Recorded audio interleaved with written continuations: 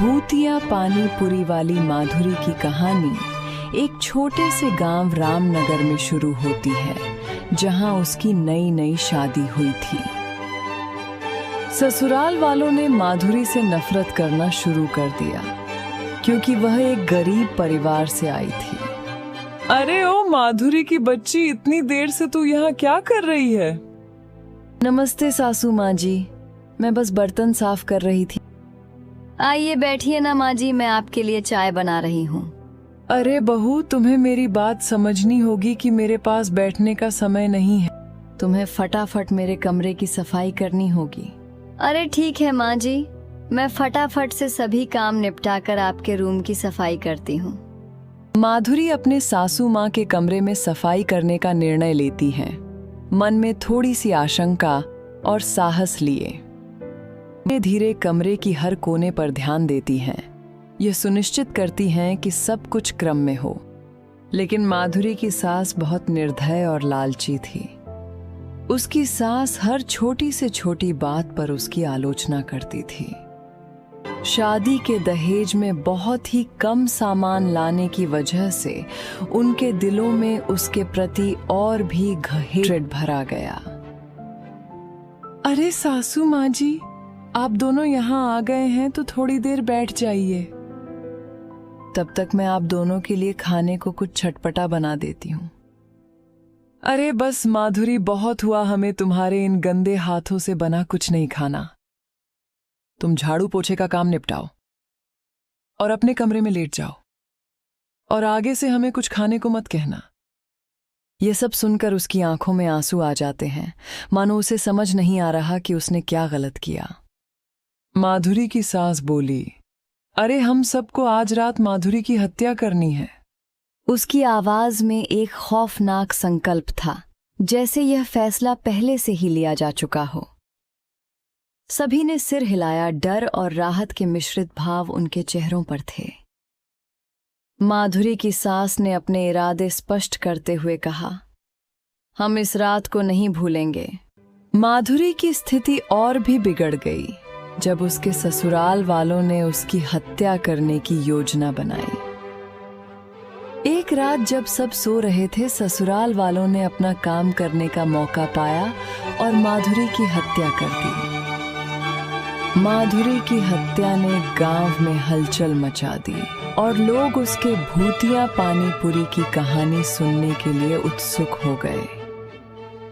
भूतिया पानी पूरी का नाम सुनकर लोग उसकी कहानी को सच्चाई मानने लगे और डर के मारे कभी कभी उस जगह पर जाने से कतराने लगे।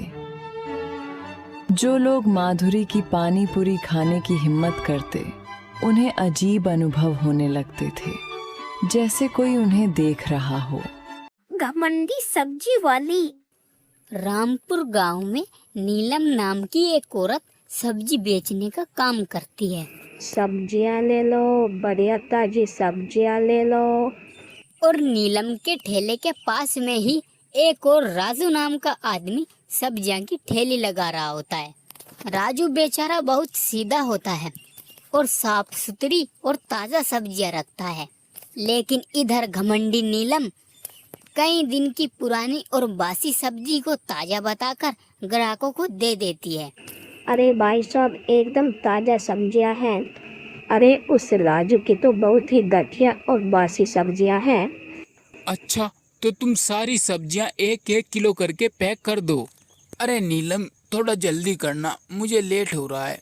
अरे मुझे फिर स्कूल में भी बच्चों को छोड़ने जाना है।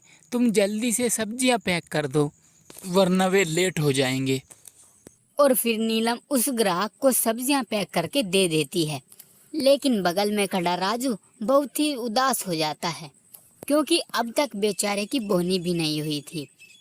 वो बस ग्राहकों को ही देखता रहता है। लेकिन नीलम ग्राहकों को बहला फुसलाकर अपने पास बुला लेती है। अरे उस राजू की सब्जियां तो बहुत ही बेकार सब्जियां हैं। अरे वो बासी सब्जियां रखता है। राजू बेचारा बहुत उदास हो जाता है और अपनी सब्जियां का ठेला लेकर अपने घर आ जाता है। और घर में उसकी बूढ़ी माँ बहुत बीमार थी और अपने बेटे राजू के इंतजार में थी। राजू बेचारा अपने घर खाली हाथ लौटता है और अपनी माँ को देखकर रोने लगता है। अरे माँ, ये तुम्हें क्या हो गया? अरे माँ, माँ, अरे ये मेरी माँ को क्या हो गया? अब तो इन्हें हॉस्पिटल में ले जाना होगा, लेकिन मेरे पास तो फूटी कौड़ी भी नहीं है। अब तो मुझे किसी आदमी से पैसे उधार लेने पड़ेंगे। और फिर राजू पैसों की तलाश में घर से बाहर आ जाता है और राजू घूमता घूमता एक सेठ जी के पास पहुंच जाता है और सेठ से आकर कहने लगता है, अरे मालिक, अरे मालिक, मेरी माँ की तबीयत बहुत खराब है, उन्हें हॉस्पिटल में भर्ती करना है। उसके लिए मुझे पैसों की बहुत ज़रूरत है, क्योंकि मुझे अपनी बूढ़ी माँ का इलाज कराना है। अरे बेटा, जब तुम्हारी माँ इतनी ही बीमार है तो मैं तुम्हें पैसे दे दूंगा, और आज से मैं तुम्हें अपने काम पर रखता हूँ। और फिर सेठ राजू को काम पर रखकर उसे काम बताने लगता है। और फिर राजू सेठ से कहता है, मालिक, जो आप बोलोगे मैं वही करूँगा। आज से मैं ये काम बड़े अच्छे से करूँगा। और राजू को काम बताकर सेठ वहाँ से चला जाता है और राजू अपना काम बड़े ही लगन से करने लगता है। और हर रोज राजू अपना काम बड़ी ही बहादुरी और बहुत ही लगन से करता। और सेठ जी राजू के काम से बहुत खुश होकर राजू को उसकी तनख्वाह से भी ज्यादा पैसे देते। और फिर सेठ राजू से कहता, अरे राजू, तुम काम बहुत अच्छा करते हो, इसलिए तुम ये ज़्यादा पैसे रखो। और फिर राजू सेठ से कहता है, अरे मालिक, आपका बहुत बहुत धन्यवाद। अब इन पैसों से मैं अपनी माँ का इलाज करा सकूँगा। और फिर राजू पैसे लेकर अपने घर लौटता है। घर उसकी बूढ़ी माँ उसका इंतजार कर रही होती है और मन ही मन राजू से कहने लगती है, अरे पता नहीं मेरा बेटा किस हालत में होगा। और इतना कहते ही इतने में ही राजू अपनी माँ के पास पहुँच जाता है। और राजू के एक हाथ में पैसों से भरा बैग होता है और राजू उस पैसे के भरे बैग को ले जाकर अपनी माँ को दे देता है। माँ, ये लो, मैं तुम्हारे इलाज के लिए ये पैसे लाया हूँ। राजू की माँ पैसे ले लेती है और अपने बेटे राजू से कहने लगती है, बेटा, तू ये इतने सारे पैसे कहाँ से लाया?